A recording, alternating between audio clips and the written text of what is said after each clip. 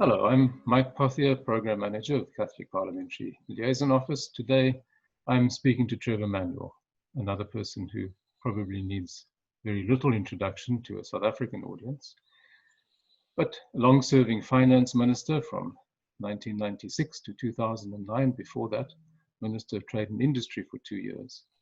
And after that, the Minister in the Presidency with responsibility for the National Planning Commission, where I discover your deputy for quite a while was someone called Cyril Ramaphosa.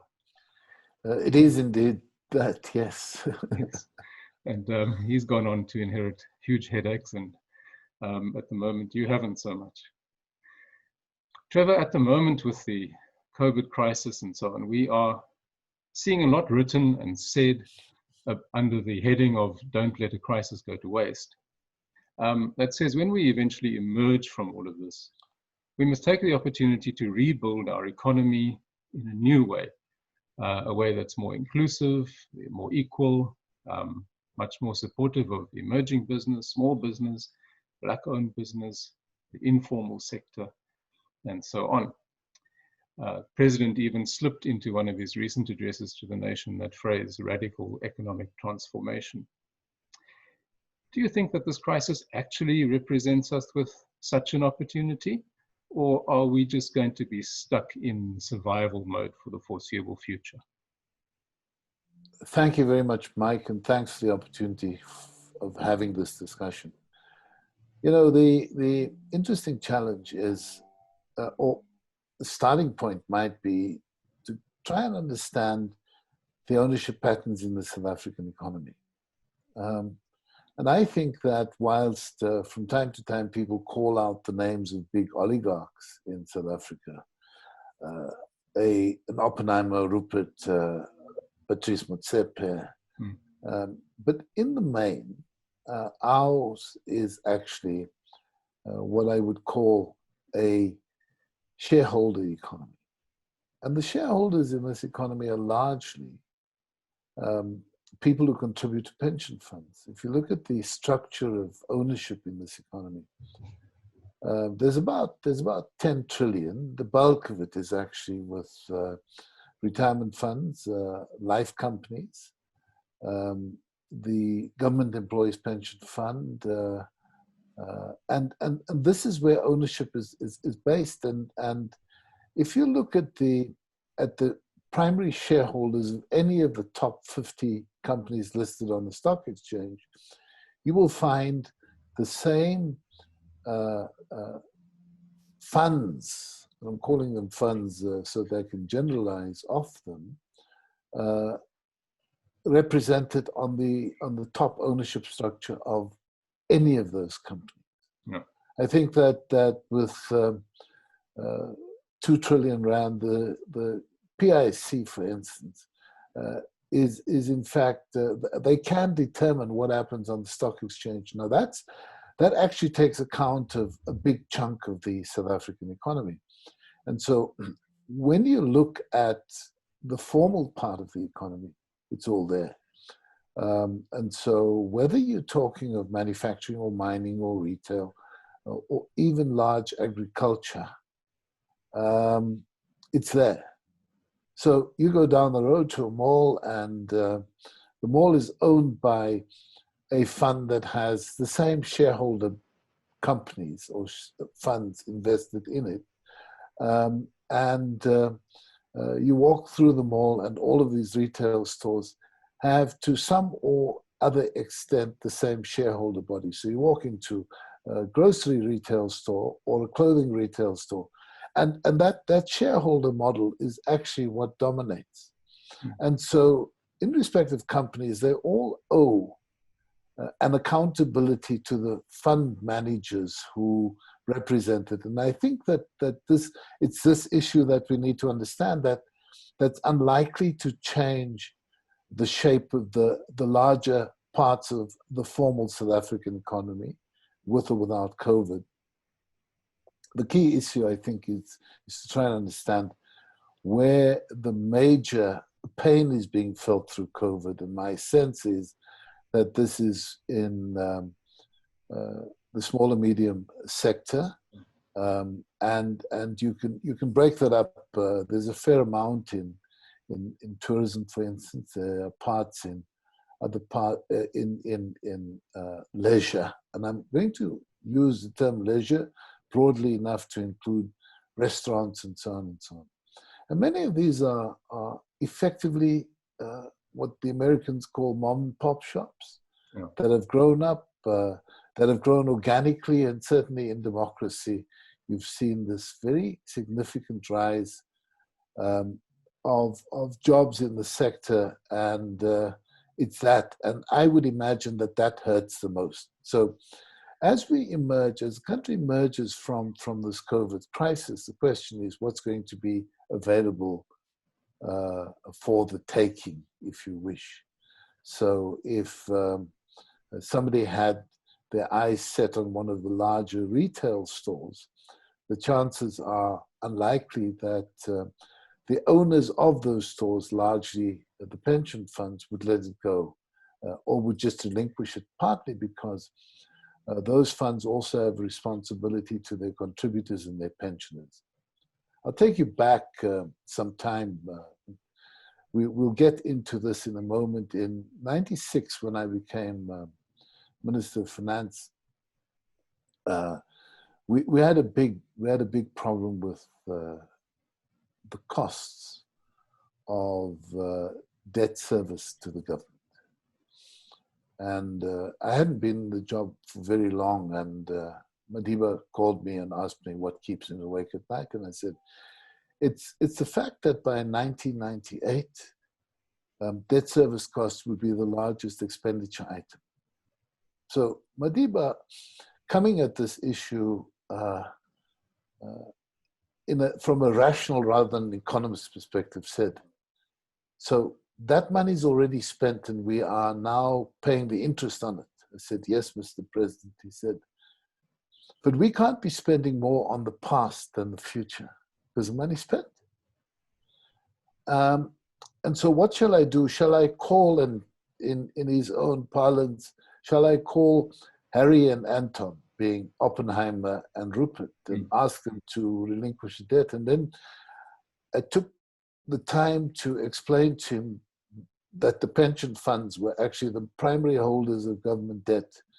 And his view was that we can't touch the savings of workers because it's all that they have. And that, I think, is something that we need to understand now in 2020 as we did in 1996.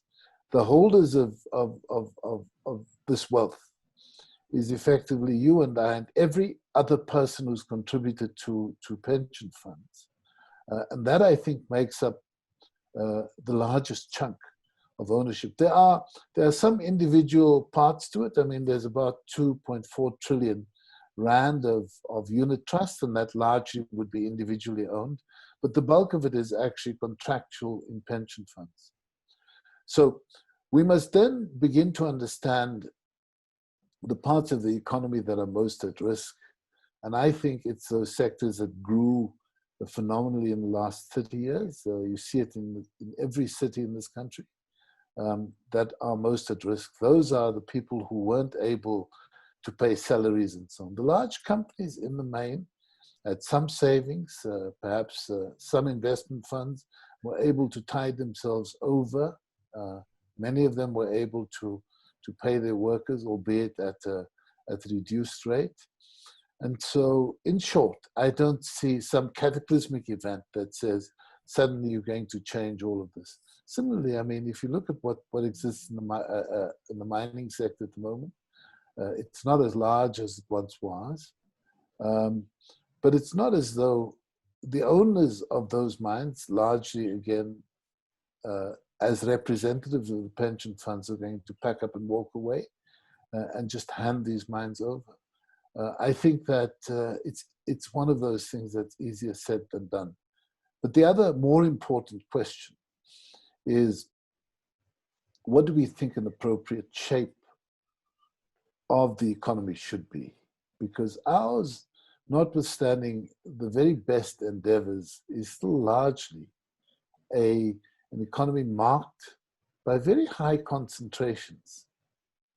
I mean, all of us would have a favorite supermarket chain that we go to. We tend not to buy from the corner shop. We tend to go into a large Pick and Pay, Woolworths, ShopRite, whatever. That's where we purchase our things. And these concentrations are there, but the concentrations are also represented in the way in which these pension funds are structured. So I do think it's going to be one of those things that's easier said than done. And we just need to understand how to work through it. It doesn't in any way remove the fact that our economy is very highly unequal. That inequality, amongst other things, is racial because of the history of South Africa, but it also has become increasingly skills-based.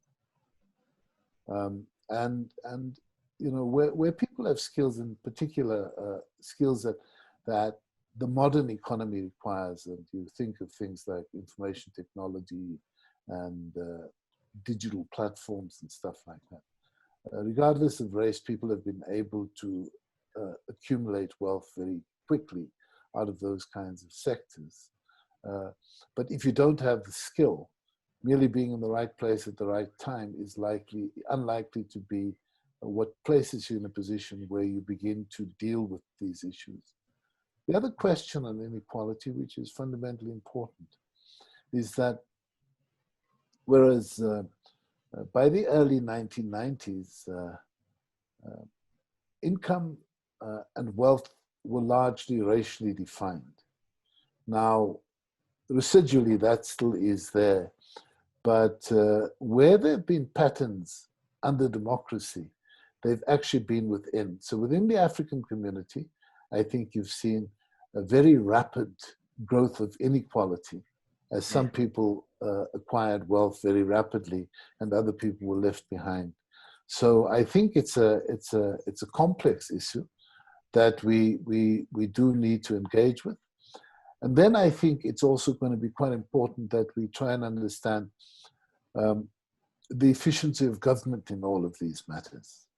One of the questions that I found rather disconcerting over the past few years is a man in Limpopo who's farmed the land for, I think, just about 30 years or so. He farmed the land. He'd been putting in applications for the land to be transferred from the state to him because he thought that he could make a reasonable living. And officials seemed to block this until, I think, maybe 6 weeks ago, when eventually the land was transferred to him. Now, it seems quite bizarre in a country that has land hunger in the order that we have, that you have officials behave in the way that they do, that they have, especially in circumstances where somebody's been able to make a go of agriculture, which is a pretty tough kind of living to make, given geography and a series of other issues.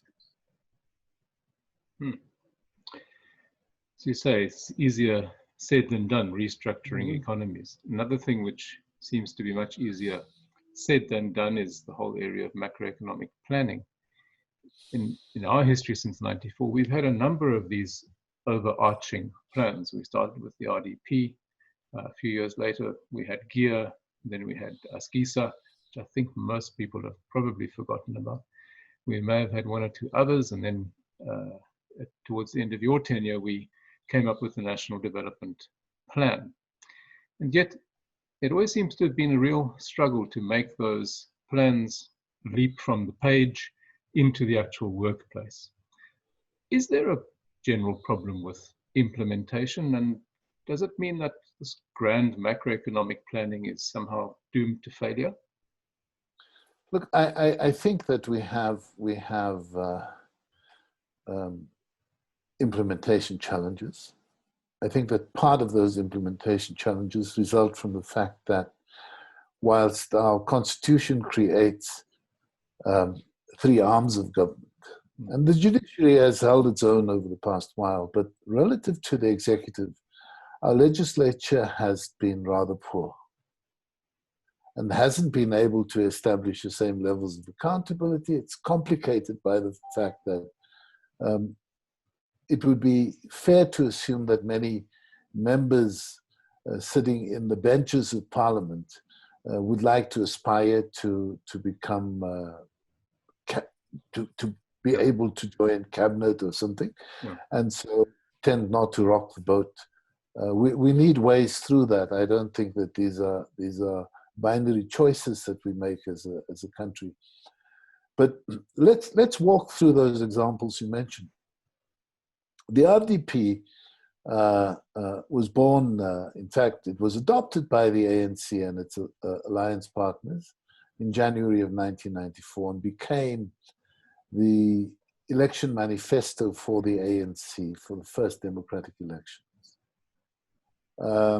It was a composite plan. The difficulty of the RDP was that it had never been tested and costed.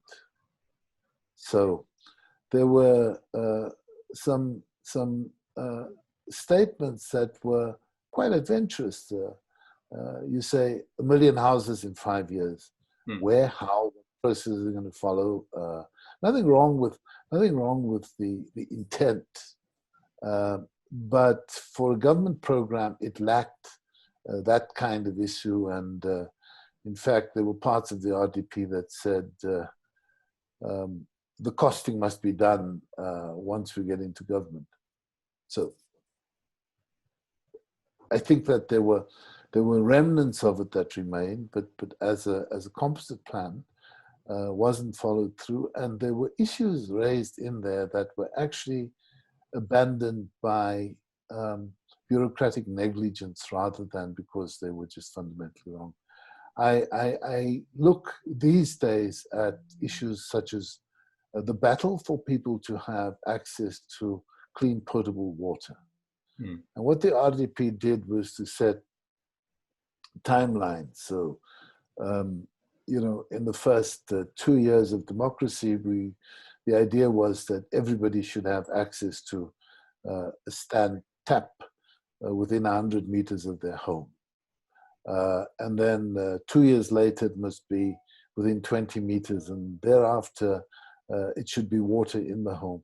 Now, all of those things have been abandoned, not because they're wrong, but because of bureaucratic negligence. You look at certain parts of the country, you think of the Eastern Free State around Kwakwa, you think of the parts of Limpopo where people had water under apartheid and don't have water now. This is the profundity of the tragedy when you see these things as part of a program, and then when the program isn't held up as a bright flag, you think that you can walk away from those issues. So that's one part of it. The second one was GEAR, and GEAR was a genuine endeavor to try and get growth, employment, and redistribution going. As a consequence of its implementation, largely at the macro level, so that was fiscal and monetary policy, to the extent that issues were within the domain of those taking decisions, we saw growth. GEAR was adopted in '96. By the early 2000s, you started seeing that growth come through. And by 2005, growth was just over 5% a year, and there was actually employment. What didn't happen adequately during that period was that the microeconomics, if you must, were developed at quite the same pace, so that the investments into trade and industry and so on happened, and so that you had a fuller, rounded economy rather than just being dependent on what was happening in the hands of the Ministry of Finance and the central bank. But even that, a year after the adoption of GEAR, 1997 saw the Asian crisis, and the Reserve Bank actually pushed up interest rates 7 times during that year. And so any idea that you would support small and medium businesses by having access to lower interest rates, which is vital for the success of that sector, was actually destroyed by global trends, and we were unprotected going into it. But with the results of it, and I don't think we hung on to it with white knuckles.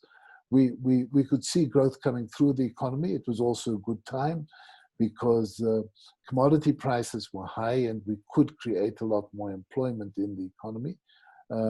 There was, in fact, if you look at that growth of the early 2000s, a lot of it was consumption growth. People built houses and bought appliances and so on. A lot of it actually imported because our domestic manufacturing sector was taking a bit of a squeeze. We then looked at it, and the questions that we asked was whether you can, that growth 5%, can you accelerate it? And as you accelerate it, can you share the success thereof quite differently? So you wanted accelerated and shared growth. That was what Kisa was. And we worked with a number of renowned economists from all over to try and get us to understand what we were doing. And there were parts of it that don't normally sit in an economist's cookbook, if such a thing exists. Yeah. But there was a guy from MIT who came in and wanted to understand the possibilities in the small and medium business sector. So he went off to Atteridgeville and Mamelodi to try and understand, spoke to people. And nobody from government, apart from an interpreter, went along with him. And he wrote a fascinating paper that said that in most countries, small and medium businesses start at home. Do these things at your home, and then as you grow and you create a bit of employment, you then move out into a hive, and if that is successful, you then move into an industrial area. But what was happening in those townships was that the prospects of small and medium businesses were cut off by petty crime. So gangsters, if they saw that there was economic activity at a home, would go and raid that home. And that was a bigger discouragement, not laws, but township life was a bigger discouragement. So when we looked at Kisa, it wasn't just, a set of macroeconomic assumptions and these very detailed econometric equations that get done. It was actually about trying to understand how you can transform the livelihoods of people quite differently. And that was on the table. It was certainly on the table when we went to Polokwane in 2007. And I think the new leadership elected in Polokwane in 2007 wanted to throw out everything. So that's how Kisa ended. We were then offered another opportunity, and that was the work done in the National Development Plan. Now, the National Development Plan, if anything, was actually quite weak on the economics. But that may have been conscious because we wanted a series of other things to be examined. So let me take some examples. One of the biggest is in the NDP is education. And the broad objective, going back to the preamble to our Constitution, we need to unlock the potential of each person. And you can't do that if you have an education system that is as unequal as we have in South Africa. So how do you begin to change the lives of people without making that necessary investment in the quality of education for children of the poor? Because it's not whether black children can go to fancy private schools. It's about changing the quality of education together. Or you look at healthcare, which is quite opposite in the context of COVID now. The approach that we took is that South Africa needs to close the gap between public and private healthcare. And that closing of the gap would actually be what defines the national health insurance, the NHI. Yeah. But the way to get there would be to make an increased investment in the public healthcare system, because in broad terms, private healthcare costs about 6 times as much as public healthcare per capita. So you need to raise the levels of expenditure and the quality of output in the public healthcare, because you can't get to an NHI unless you close the gap. And you're not going to close the gap by tearing down the private healthcare system. It's going to be more important to build up the public healthcare system. Or you look at the issue of safer communities.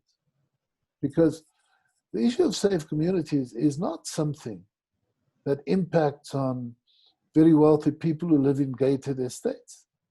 It's the livelihoods of people in Manenberg and Guguletu and Khayelitsha every single day. It's changing that, changing the norms of how we live, changing the norms of policing, changing the interactions that begins to improve on quality of life of people.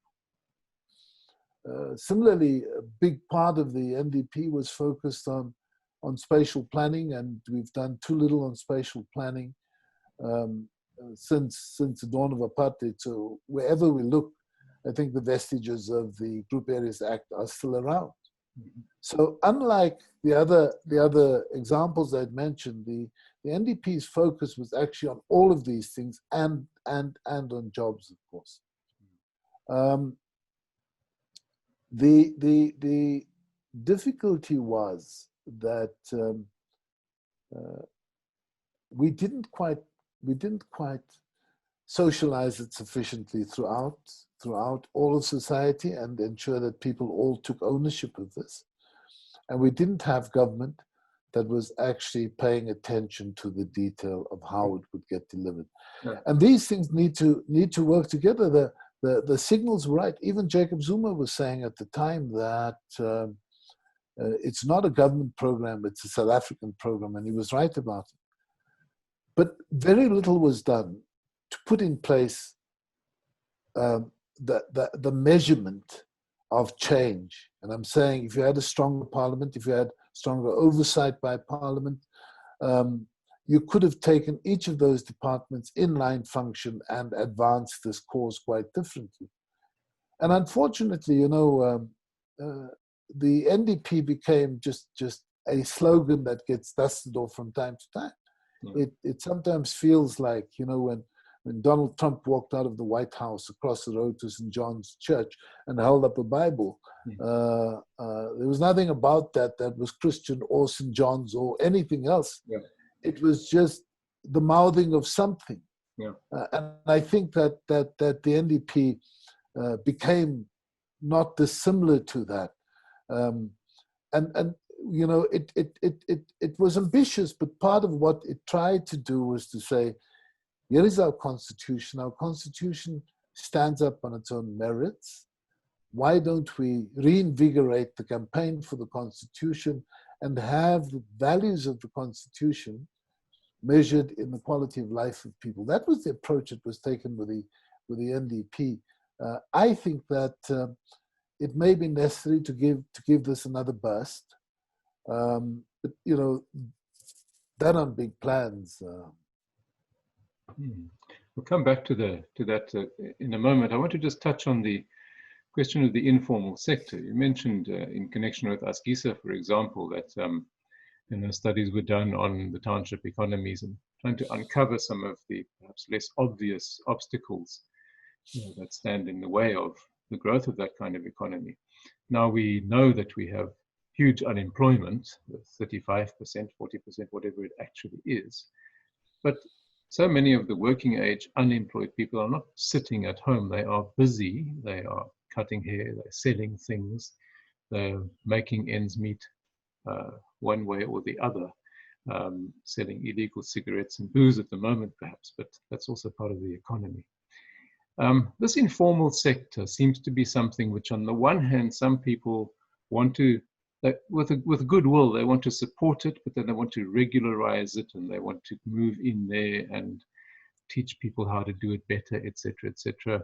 And other people argue, well, they must start paying tax. It's very unfair that this, that, and the next informal trader isn't contributing to the fiscus, etc., etc. In general terms, it seems to me that the informal sector is the kind of hidden savior of our economy at the moment, because those people are continuing under COVID lockdowns to do more or less what they've been forced to do all along to survive. What do we do? Do we leave it alone? Or is there a way in which the state can really assist the informal sector without at the same time stifling it? I think that we need a different. We need to regain the word empowerment and try and examine it for what it ought to be. Mm-hmm. I think that one of the deep tragedies is that we've taken notions such as Black economic empowerment and then broad-based Black economic empowerment, and it's largely a focus on getting equity in those large firms in the formal economy that I was talking about. And all that happens is a few individuals get enriched in the process, frequently not doing much, but just having been in the right place at the right time. Even the variations on the theme, including the Black Industrialist Program, hasn't actually taken off in quite that way. And part of it, I think, is attitudinal. Let me just reflect an anecdote. Somebody who became a friend of mine was a professor at Peking University in Beijing. Mm-hmm. He later became the chief economist at the World Bank. His name is Justin Yifu Lin. And Justin, came to South Africa, but also had spent time in different parts of Africa. And told this fascinating story. He was in Accra, and he spoke to an informal trader who was selling matches. He said, "So you sit here every day and you sell matches?" And he said, "Yeah." No. He said, "Where do the matches come from?" He said, "These are Swedish matches. They are very good matches." Justin asked him, "But why do you sell Swedish matches? Why don't you make the matches that you sell? Let's take a box of matches and look at how you could make matches and sell them." And he says this was quite a fascinating experience for him, because he comes from China, where people make things. And here this guy was trying to eke out an existence by selling matches that came from Sweden. Yeah. Now, it's not a very rational thing.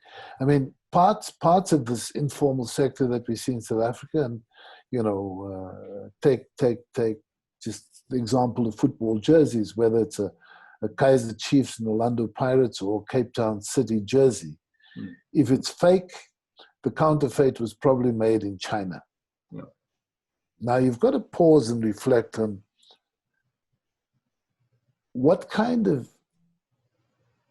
innovation it takes to be sitting somewhere in the middle of China and making a jersey for Cape Town City that you will manufacture there, sneak back into this country, put on the street, and sell for a profit.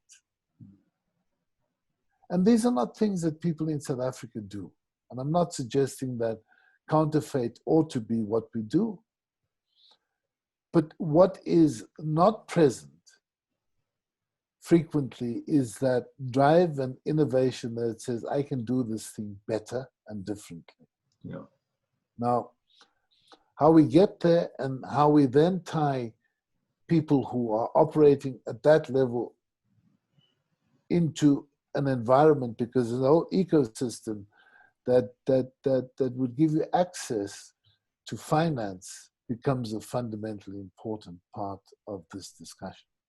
Now, I'm hoping that these parts of the discussion will grow legs differently. That people will do things quite differently. And in the Western Cape, for instance, I'm aware of the fact that traditionally many of our mothers worked in clothing factories, and increasingly it became difficult for moms to do that, and also because of levels of crime in townships, mothers wanted to be closer to where their children are.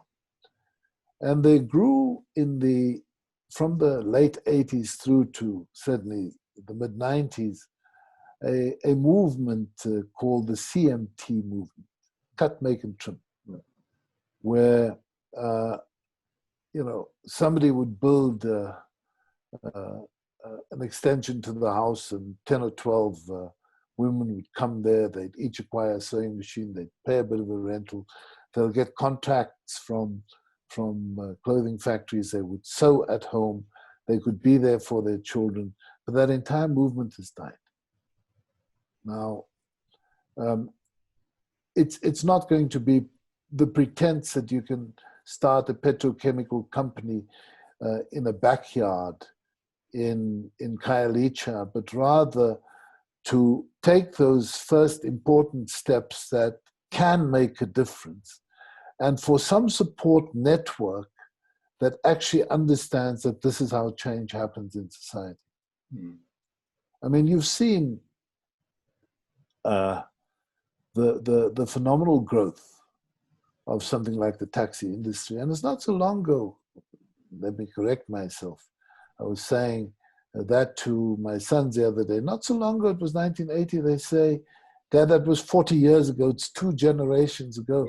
But I certainly remember the bus boycott of 1980, where Oscar Mpeda was charged with treason. But during that bus boycott, there were virtually no combi taxis in Cape Town.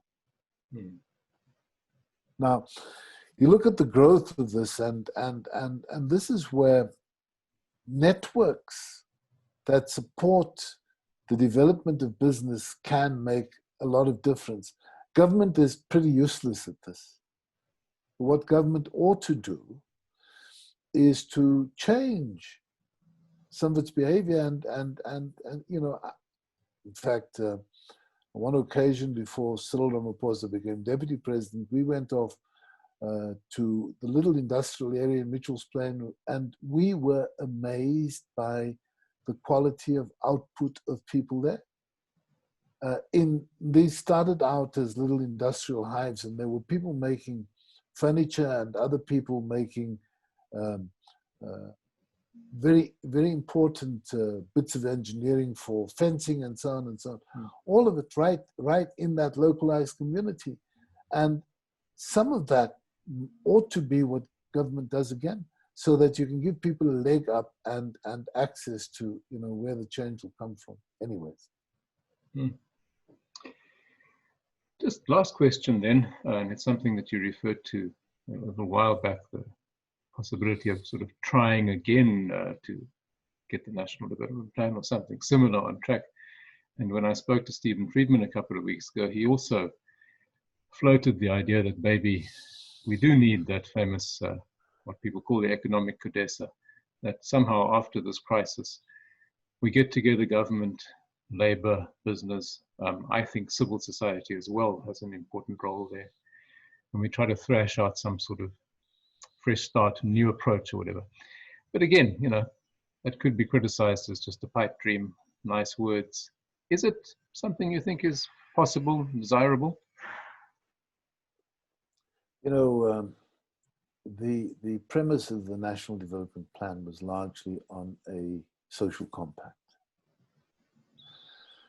The ability of government to convene the 3 large social partners, itself, business, and labor, to talk about what needs to be done, to recognize that these compacts are going to be developed because each of the 3 partners gives up something.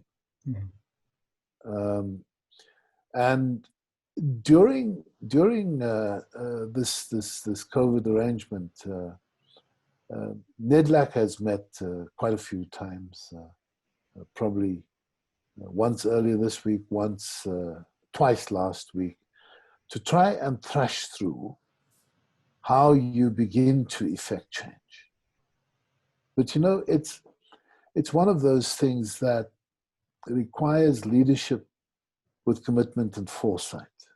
Now, I know we've had the debates. I remember one of the trade unionists saying, oh yeah, these compacts are okay, but it's like breakfast. It depends on whether you're the chicken laying the egg or the pig having to give your back for bacon.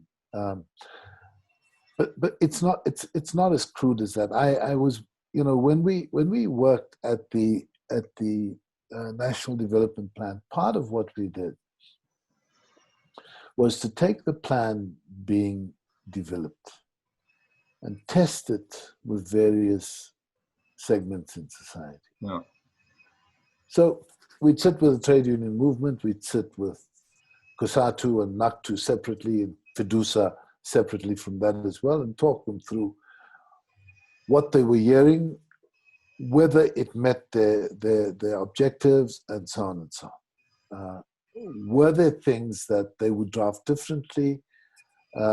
Because up to a point, we wanted this to be the most inclusive program, and having then adopted it, one would expect everybody to be reasonably familiar with its implementation. And I, in fact, wasn't just me, but few of us went off and saw some of these trade union leaders on one occasion, gave it to them. They had a copy before and said, all right, talk to us about the document. It hasn't been adopted. There's still time to make input. Let's hear you. And this general secretary said, yeah, comrades, I agree with about 95%. Okay, so let's talk for a moment about the 5% you don't agree with. Yeah, it's a difficult part. So I volunteered. It's probably in chapter 3, which is titled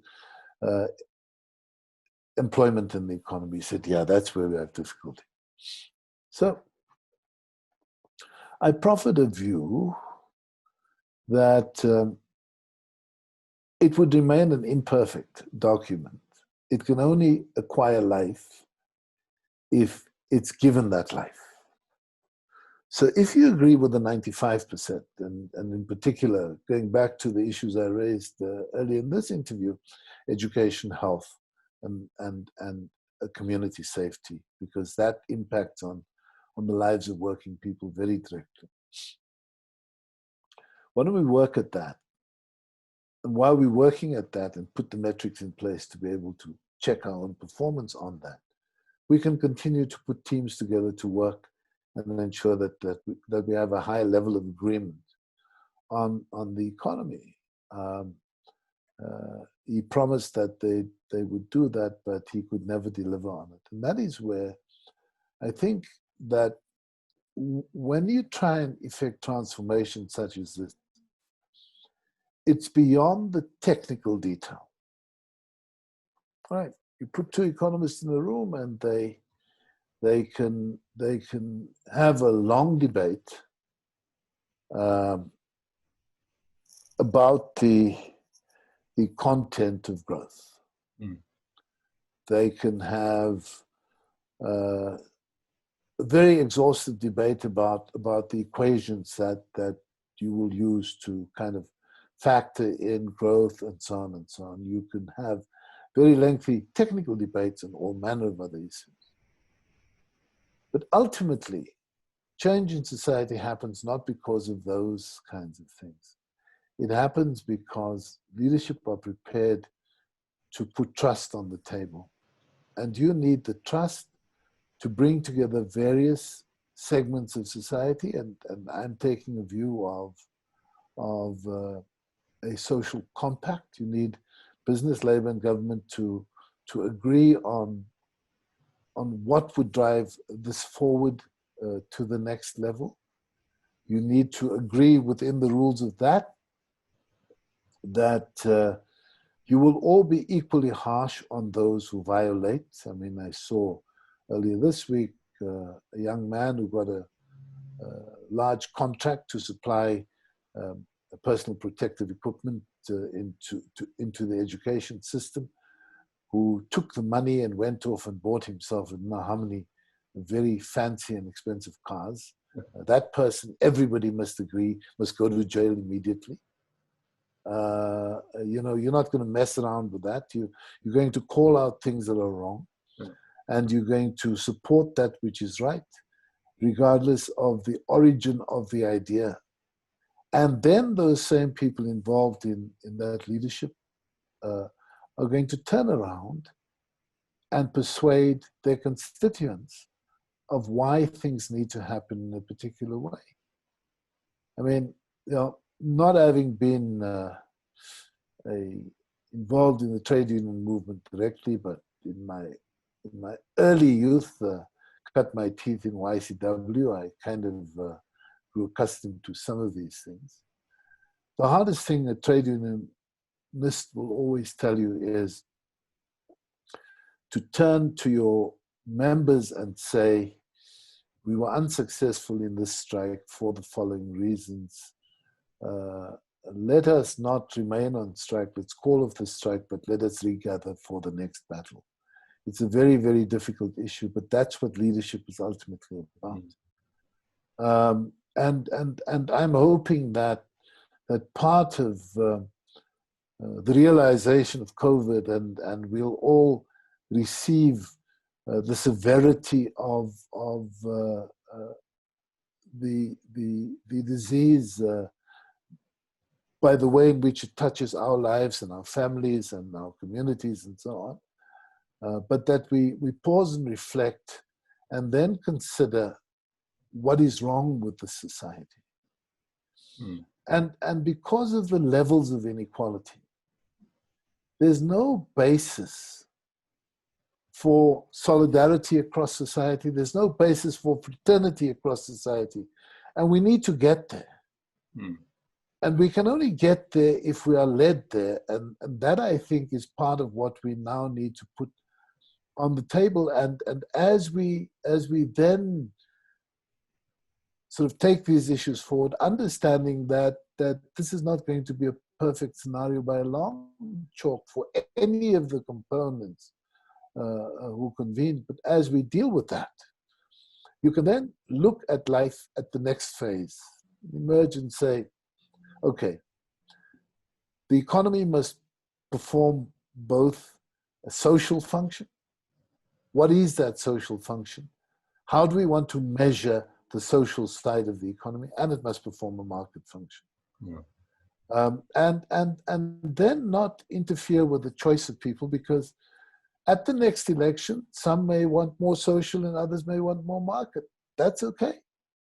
But at least we've taken the time and trouble to define the parameters of the discussion that we need to have and understand that you don't either have social or market, that these things need to come together in a distinct way. So leadership and social solidarity, I think we have probably a better shot at the leadership now than we have had for quite a long time. And if the crisis has taught us one positive thing, I think it has, it is that we do have quite a depth of social solidarity in this country. We are seeing examples of it every day as we make our way through. So maybe it is something that we can carry over into. But we mustn't be silly about it either, Mike. You know, if let me just use the Catholic Church for the moment. If St. Vincent de Paul said, we've always looked out for people who don't have what we have. So let us gather food and distribute that food. And you get some junior official in government who says, sorry, who are you and what gives you the right to distribute? Then you destroy the basis of all solidarity. Yeah. And this is why I think our own humanity needs to be, we need to introspect on our own humanity at a time like this, because that's going to be an important basis going forward. Yeah, yeah. Well, let's hope that we do. Trevor, thank you very much for your time. That was very interesting and enjoyable. Thank you. Thank you very much, Mike.